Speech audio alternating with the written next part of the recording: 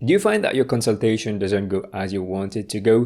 Sometimes you might forget things, or sometimes the patient is talking about something and you've lost track. In this video, I'm going to show you how you can add structure to your consultation and rein back control of the consultation so that you can navigate the consultation within 12 minutes. So there are various consulting models.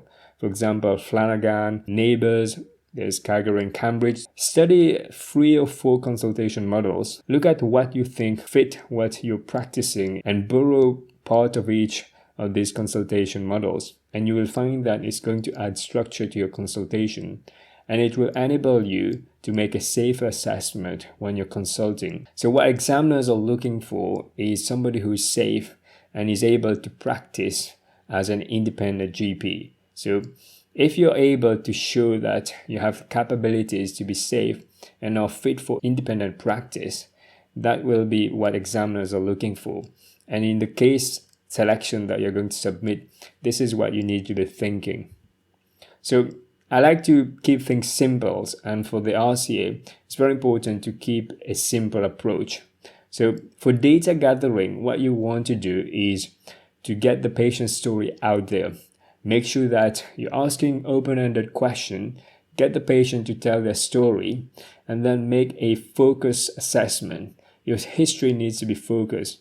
Don't ask all types of questions just so that you don't miss anything. What you need to be doing is to focus your history. Ask the vital questions. That's going to help you to make a safe assessment. And then in clinical management, what you want to do is to have a shared understanding with your patient, and then make a safe management plan with your patient. You don't want to make a safe management plan without your patient and just give the patient a generic plan. You want to make the plan with your patient. So involve your patient when you're discussing the plan. Then the last domain is interpersonal skill. This is about the human to human interaction in the consultation. So medicine is about the relationship that we build patient and doctor. So what examiners want is this connection where you're having emotion and compassion, and you're supporting your patient, you're managing your own emotion, and you're managing the patient's emotion, so that it's not like a robotic transactional consultation where you're not actually doing a consultation where you're showing the human aspect, where you're connecting with your patient. So that's very important to make sure that you don't sound like you're formulaic, you're just going through a checklist. You're doing it, you're guided by your curiosity, and you're asking the right question, and the conversation is flowing as if you're talking with a friend. Make sure that you spend some time to write down the consultation model that you can develop on your own. With the blueprint, what I recommend registrars to do is to make sure that they write it down, and the sequence of how you're going to ask questions might be slightly different. Some registrars might ask questions about psychosocial early on, and then after that they will ask questions about the medical history. It's something that you need to practice and experiment and see what works for you. And there are many ways of consulting. There's no one right way. There are different ways. So ideally what you want to be doing is to open the consultation, ask 1 or 2 open-ended questions, and just listen. Don't say anything, just listen to the patient's story, and don't try to interrupt the patient. In the golden moment, you're actually listening actively to what the patient is telling you, and you're picking up cues that you're going to use later. Ask more questions, ask more follow-up questions afterwards.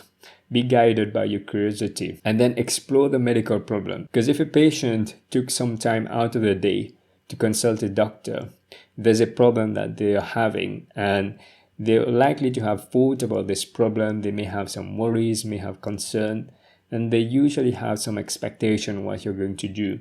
So ask questions to get the patient's story, get in the patient's mind, asking about their thoughts, their concern, what they're hoping. Make sure that you're making a safe assessment by asking the red flag question, and ask about how is this headache, for example, is impacting on their work, how is this impacting on what they can do at home.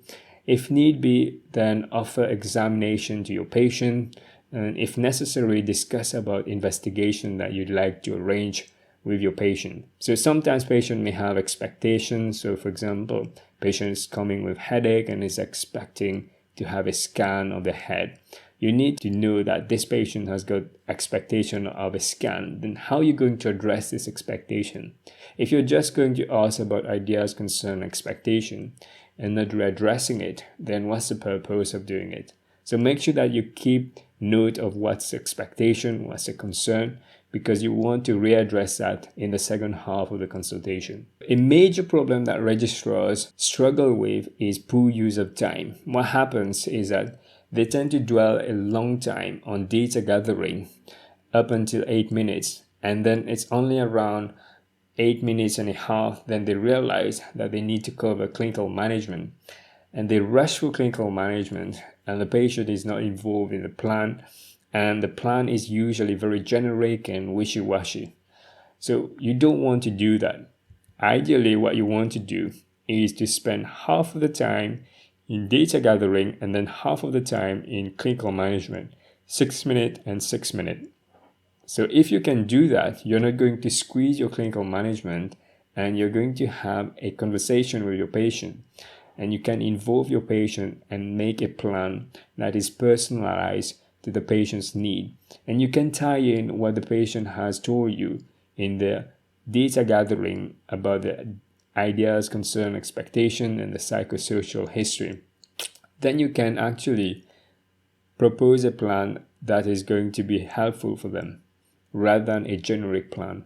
For the clinical management, you need to sit down and think about what are the steps involved to make sure that you're scoring well for clinical management. What do you need to cover? So the first thing you need to do in clinical management is to formulate a working diagnosis. When you formulate a working diagnosis, then the examiner knows what is the problem that you're dealing with. And it's good for the patient as well, because they understand what you're actually thinking about. Because if you don't formulate and verbalize it, the patient has no clue what you're thinking. And then what you want to do next is to readdress the patient's idea, concern, expectation. Because if the patient is worried and is thinking that he may have gallstone, and you think the patient has got renal colic, then if you don't readdress the patient's idea, then the patient is thinking X and you're thinking Y. It's very difficult to get a shared understanding if you're thinking different things. So that's why it's very important to readdress idea, concern, expectation, and make sure that you and the patient are on the same page. So once you've done that, then involve the patient in the management plan. Discuss what you can do about this problem. Discuss what the patient can do about this problem. Is this something that could be helped by lifestyle changes? Is this something that could be helped by you prescribing a medication or you making a referral? And it's important to discuss this by explaining the pros and cons of each option with your patient. Because if you don't explain the pros and cons, the patient is going to struggle to make an informed decision. So you need to help the patient, to support the patient to make a decision. But you also need to recommend what's the best option you think. So if you think the best option to do X, then it's important that you talk about this problem and talk about how this problem can be solved by your option. That's the recommendation that you think is necessary. And then take into account the psychosocial and the lifestyle of the patient, so that the treatment option that you're offering is going to be something that the patient could easily implement. So the next bit is to make sure that you have a follow-up plan if it's needed. If you want to see the patient again, then let the patient know when you're going to see them again. For example, if you want to see them in a week time, just say whether you're going to arrange a follow-up appointment yourself, or does a patient need to ring you back in a week time. Don't try to be vague and say in a week or two. If you want to see them in a week, just say a week. If you want to see them 2 weeks, say 2 weeks. And then the last bit is to make sure that you're offering safety net advice to your patient. So safety net advice needs to be specific. So the reason we do safety net is because there could be uncertainty in the clinical diagnosis. Sometimes symptoms or signs may appear later. So let the patient know what are the warning signs, what they need to look out for, and if X happens, what do they need to do? And what do you expect if the treatment is working?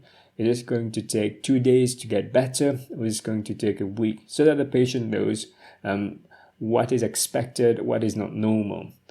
So sometimes what happens is that some registrars will offer generic safety net advice, and this is not something that's going to be scoring well. For example, if you're saying to a patient, if things worsen, just give us a ring back. This is too vague. You need to be more specific. You need to let the patient know, if you're having any fever or any rash, I'd like you to call me back. If the surgery is shut, then please call 111. So be specific in your safety net. If you found this tutorial useful, then you might want to watch another tutorial I've made. Click here to watch it. Take care, everybody. Bye-bye.